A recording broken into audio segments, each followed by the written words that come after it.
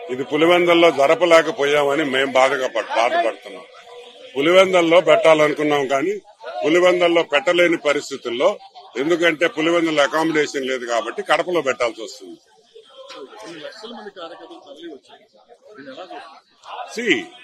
అభిమానం ఈ రోజు కొత్తగా రావట్లే, ఇది మాకు సంవత్సరానికి ఒక్క పండగ. సో కార్యకర్తలు ఈ రోజు మహానాడు అంటే అందరూ మా ఇంట్లో ఫంక్షన్ కాబట్టి మేము అందరం వస్తాం, బ్రహ్మాండంగా ఉంటాం, ఉత్సాహంగా ఉంటాం. ఇది ఈ 3 day is our family outing anniversary అనుకో, ఇయర్లీ యానివర్సరీ మాకు.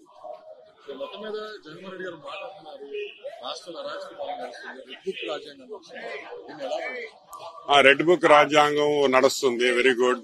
ఎక్కడ నడుస్తుంది? ఇప్పుడు మేము రెడ్ బుక్ రాజ్యాంగం నిజంగా ఉంటే ఈరోజు జగన్మోహన్ రెడ్డి ఆడుండాలా, జైల్లో ఉండాలా, అంతే కదా. అంబటి రాంబాబు ఆడుండాలా, జైల్లో ఉండాలా.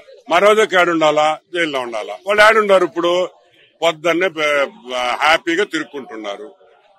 నేననేది చేసిన తప్పులకి కేసులు పడతాయి.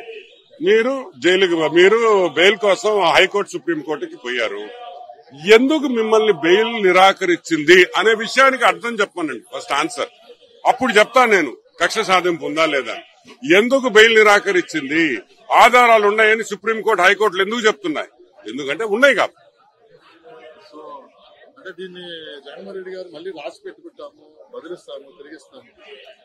అయ్యా, నువ్వు బదులిచ్చేదానికి, నువ్వు రాసి పెట్టేదానికి, నువ్వు చేసిన తప్పులకి, నువ్వు చేసిన పాపాలకి నువ్వు ఈ రోజు ఇరుక్కుంటే అది మాకేం సంబంధం? లా, కాన్స్టిట్యూషన్ లో, రాజ్యాంగంలో law is equal to everybody. అది జగన్మోహన్ రెడ్డి కావచ్చు, చంద్రబాబు నాయుడు గారు కావచ్చు, ఎవరైనా సరే రాజ్యాంగంలో మనం లోబడి ఉండాలి. సో మీరు ఇటువంటి పనులు చేసే ఈ రోజు రాష్ట్రాన్ని నాశనం చేసావు. అది ఏదో గారి పాపం మా బాబు గారికి ఎప్పుడు ఒక బ్యాడ్ ఇది ఏంటంటే, ప్రతిసారి డెవలప్మెంట్ చేస్తాడు, ఎవడో వాడు వచ్చి దాన్ని నాశనం చేస్తాడు. మళ్ళీ నెక్స్ట్ 5 ఏళ్లు మేమే కష్టపడతాం.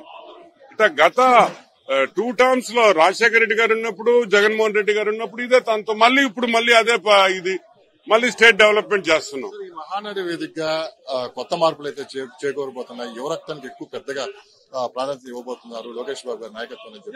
ఇప్పుడు మేము 70 సీట్లు కొత్త వాళ్ళకి ఇచ్చాం, 70 ఎమ్మెల్యేలు కొత్త ఎమ్మెల్యేలు గెలిచారు, అంతే. అది యువతరం. See, the next generation of politicians has to come, and it is happening.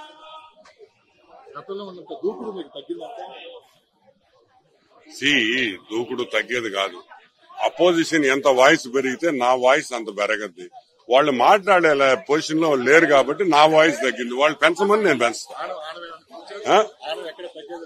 మనం ఎందుకు తగ్గాలి? నేనేం తప్పు చేశాను కాబట్టి. నేను ఏ తప్పు చేయలే. నేను ఎవరి దగ్గర చిల్లి గవ్వ కూడా తీసుకోను. నేను 100 సార్లు చెప్పాను, నా బాటిల్ నేనే కొనుక్కుందా అతను.